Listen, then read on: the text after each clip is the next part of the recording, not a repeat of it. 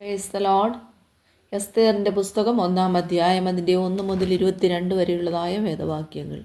അഹശ്വേരോശിൻ്റെ കാലത്ത് ഹിന്ദു ദേശം മുതൽ കൂശ് വരെ 127 സംസ്ഥാനങ്ങൾ വാണ അഹശ്വേരോശിവൻ തന്നെ.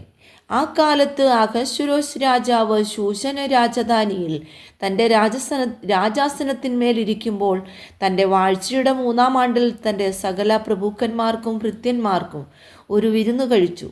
പാർസിയിലെയും മേധ്യയിലെയും സേനാധിപതിമാരും പ്രഭുക്കന്മാരും സംസ്ഥാനാപതികളും അവൻ്റെ സന്നിധിയിലുണ്ടായിരുന്നു.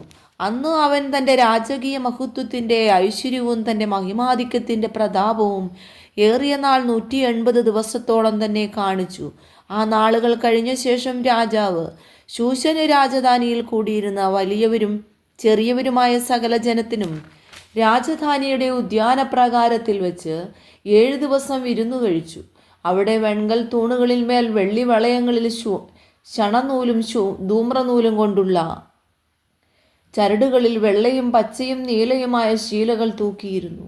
ചുവന്നതും വെളുത്തതും മഞ്ഞയും കറുത്തതുമായ മർമ്മരക്കല്ല് പടുത്തിരുന്ന തളത്തിൽ പൊൻകസവും വെള്ളിക്കസവുമുള്ള മെത്തകളുണ്ടായിരുന്നു. വിവിധാകൃതിയിലുള്ള പൊൻപാത്രങ്ങളിലായിരുന്നു അവർക്ക് കുടിപ്പാൻ കൊടുത്തത്. രാജവീഞ്ഞും രാജപദവിക്കൊത്തവണ്ണം ധാരാളം ഉണ്ടായിരുന്നു. എന്നാൽ രാജാവ് തൻ്റെ രാജധാനി വിചാരകന്മാരോട് ആരെയും നിർബന്ധിക്കരുത്, ഓരോരുത്തൻ താൻ്റെ മനസ്സുപോലെ ചെയ്തു കൊള്ളട്ടെ എന്ന് കൽപ്പിച്ചിരുന്നതിനാൽ പാനം ചട്ടം പോലെയായിരുന്നു.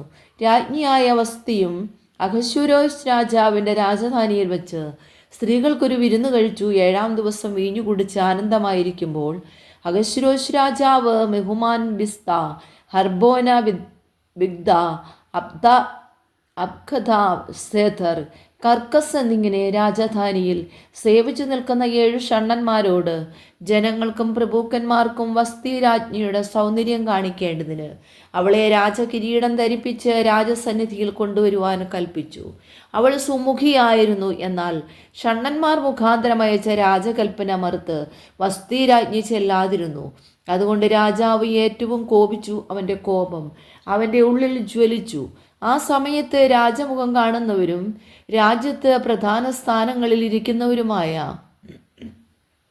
കെർശനാശേധാർ, അത്മാഥ, തർശീസ്, മേരസ്, മർസന, മെമൂഖാൻ എന്നിങ്ങനെ പാർസിയിലെയും മേധ്യയിലെയും 7 പ്രഭുക്കന്മാർ അവനോട് അടുത്തിരിക്കുകയായിരുന്നു. രാജ്യധർമ്മത്തിലും ന്യായത്തിലും പരിജ്ഞാനികളായ എല്ലാവരോടും ആലോചിക്കുക പതിവായിരുന്നതിനാൽ കാലജ്ഞന്മാരായ ആ വിദ്വാൻമാരോട് രാജാവ് ഷണ്ഡന്മാർ മുഖാന്തരം അഹശ്വേരോശ് രാജാവ് അയച്ച കൽപ്പന വസ്തി രാജ്ഞി അനുസരിക്കായക കൊണ്ട് രാജ്യധർമ്മപ്രകാരം അവളോട് ചെയ്യേണ്ടത് എന്ത് എന്ന് ചോദിച്ചു. അതിനെ മെമൂഖാൻ രാജാവിനോടും പ്രഭുക്കന്മാരോടും ഉത്തരം പറഞ്ഞത് എന്തെന്നാൽ, വസ്തി രാജ്ഞി രാജാവിനോട് മാത്രമല്ല അഹശ്വേരോശ് രാജാവിൻ്റെ സർവ്വ സംസ്ഥാനങ്ങളിലുള്ള സകല പ്രഭുക്കന്മാരോടും ജാതികളോടും അന്യായം ചെയ്തിരിക്കുന്നു. രാജ്ഞിയുടെ ഈ പ്രവൃത്തി സകല സ്ത്രീകളും അറിയും.